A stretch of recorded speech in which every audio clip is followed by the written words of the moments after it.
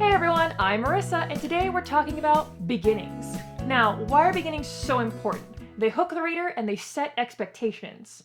But what does a beginning need? The very first thing is an opening image. This will set tone, style, and mood of the novel. Now, each genre will do an opening image differently. Ignore Asmodeus, I haven't fed him yet. Because each genre has different expectations for the reader. Think of the beginning as an establishing shot from a movie as well. Show the world the characters inhabit to ground the reader before they get to the inciting incident. It helps establish the worlds, characters, rules, and type of story. You have to state what you can and can't happen in the story within reason. I mean, you don't have to say you can't do zombies. We just assume that you can't do zombies. Now, for example, other than zombies, if the world only uses swords, and the reader knows that guns probably won't enter the story, unless you make a point of that, but that's beside the point. Yes, you can throw in some curveballs, but the reader needs to know the foundation so they can stand on it. You should also add a hook which grabs the reader's attention. This is typically done with something happening, and I don't mean action, because while action can be exciting, we all love a good sword fight, but it can be confusing, like a mugging or a heist, because there's a lot happening that we don't understand yet. By something happening, I mean that the character has a problem either internal or external they need to figure out. This does not need to be the main conflict. It can be like a question, complication, or a crisis. The main character could be faced with being sent to a different school than their friends, for example. The problem may not be the main conflict, but it sets the character up for it, or at least hints at a secondary problem that they might be having. There are different ways to begin because all these are suggestions. Do what feels right for your novel. The first tip we're going to start with is the setting, which is one of my favorites. It is like an establishing shot, which helps ground the reader to the world. This works best with fantasy or science fiction, where the world is different from our own. Next is starting with an idea such as facts, definitions, or concepts. This could be useful if one particular thing you made up or found will be important throughout the entire novel, such as an important definition. If people wouldn't know it, then it may be useful to start the novel with it. A symbolic object can also be used to give some world building and lore of the book that can also give stakes for the novel. This can be done if the protagonists need to find an object before a certain time frame, or even if they have to keep it away from somebody for a certain amount of time. Also, one could start with strong sensations such as strong emotions, like, grief, for example. Also strong reactions like being burned or drowning, or trying to avoid drowning in that particular sense. Action is another way to start, but like the previous one, it can confuse the reader. An action scene can be thrilling, but also makes the reader deeply lost as so much is thrown at them. Next is character portrait, and this is when you start the novel out describing your character. Now, I know some of you are now running to the hills thinking, I thought that was the worst no-no ever, and it kind of is. But basically, if you're going to describe a character, it has to link up to the world they're in. This can be done if it's going to be like an alien species. This tells us that this person's not human and what is unique about them.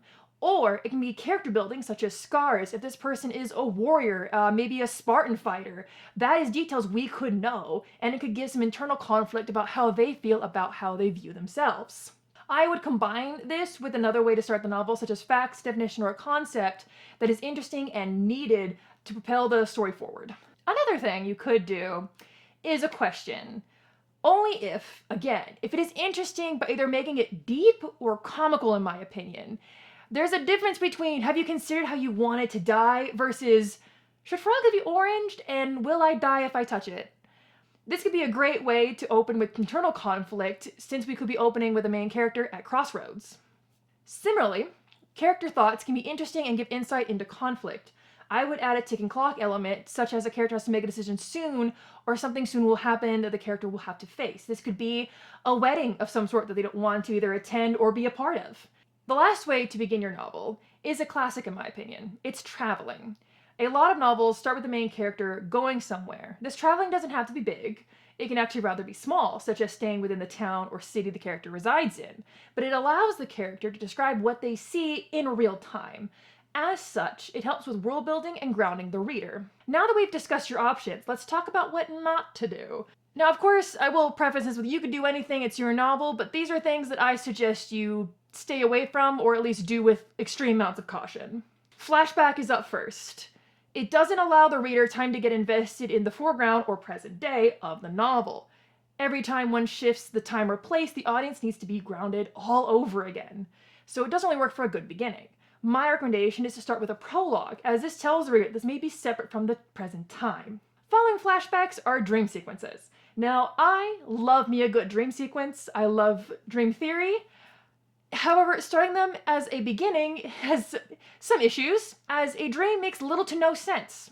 Sometimes a character can have a reoccurring dream, but it still needs to follow dream logic, which will still confuse the reader. While it's not correct to say you're lying to your readers, you kind of are. You're supposed to set up what the book is, not what this dream is, because dream logic is all over the place. If you've seen Alice in Wonderland, it's all crazy. Everyone's had crazy dreams. But it's very misleading if you start with that and people are like, okay, this place has killer clowns, and then the character wakes up and no, they just have a deep fear of killer clowns. Dialogue, on the other hand, jumps into the world and characters too quickly, in my opinion. Now, when I'm talking about dialogue, I mean the very first thing you read is dialogue. There's nothing above it, and depending on what you put below it can make or break if this is going to be a workable beginning. What you can do to make this work, because you can. Some people say that you actually can use this as a workable way to open your novel, I believe is how you present the dialogue. It has to be a hook automatically. It has to be interesting. It can't just be, how's the weather?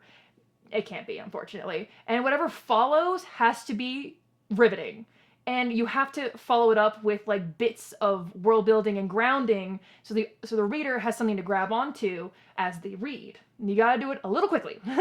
Again, using dialogue as an opener isn't the worst thing, but you have to use caution when doing it. Now, please apply that same caution when using a viewpoint of a side or insignificant character. Readers may get attached as they don't know who the main character is yet, and you are presenting this person as the main character in their eyes. And they're going to be upset that they aren't seeing the world through that character's eyes. It is still doable, especially if that insignificant character dies, but again, with caution. The next one is one we've all heard. Don't do an exposition dump on the first page by having too much backstory or exposition. You can easily avoid this by limiting how many characters need to be introduced and what concepts need to be explained. Space it out. Also, make each character and concept distinct so the readers will be able to remember them. The last one for what not to do may be a bit confusing. Having an opening that is different from the rest of the novel. What I mean by this is having an opening that is a different style from the rest of the book. This can be tense, such as present or past, or point of view, such as first person, first, second, or third, or even tone. This can be confusing for the reader as they don't know the structure of the novel, and if this element will even return. It could just plain be confusing, and they might be wondering why they're even read it for that. Now, for me, beginnings are tricky. I tend to use travel and scenery to start my novels, though I also have used internal thoughts. I think about when one or maybe even two would best fit my novel, and I suggest that you do the same. I suggest playing around and figuring out what works best. That's all I've got for you today. Be sure to check us out on Instagram at writing.addicts. Also, make sure to follow us to get notified for the next episode, and we'll see you next time. Bye!